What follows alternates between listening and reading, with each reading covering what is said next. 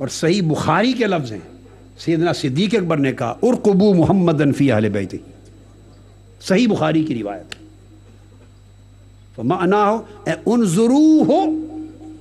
واحسنوہ فی اہل بیتہ، لوگوں انہوں نے فرمایا کہ ارقبوا محمدًا فی اہل بیتہ، کہ حضور علیہ الصلوۃ والسلام کو ان کی اہل بیت کے اندر ان کی نگرانی کرنا، یعنی حضور کی اہل بیت میں مصطفیٰ کو دیکھنا، حضور کی اہل بیت میں حضور کا نظارہ کرنا، حضور کی اہل بیت کے تعلق میں حضور کا حیا کرنا،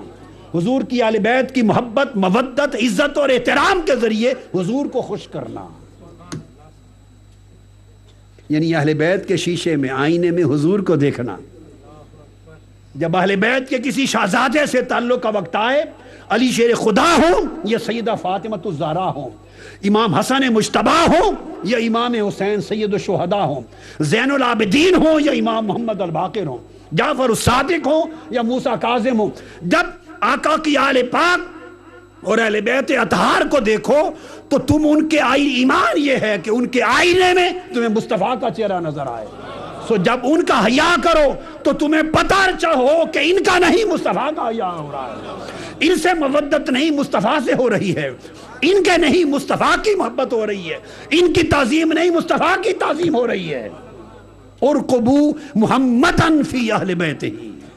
یہ صحیح بخاری کی حدیث سے صحیح سیدنا صدیق اکبر نے نصیحت کی اپنے دور خلافت میں صحابہ کرام کو،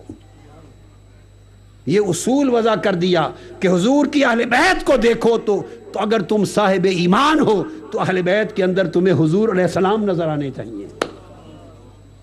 ذات مصطفیٰ دکھائی دینی چاہیے۔ اہل بیت ایک آئینہ ہے، اس آئینے میں چہرہ مصطفیٰ دکھائی دے،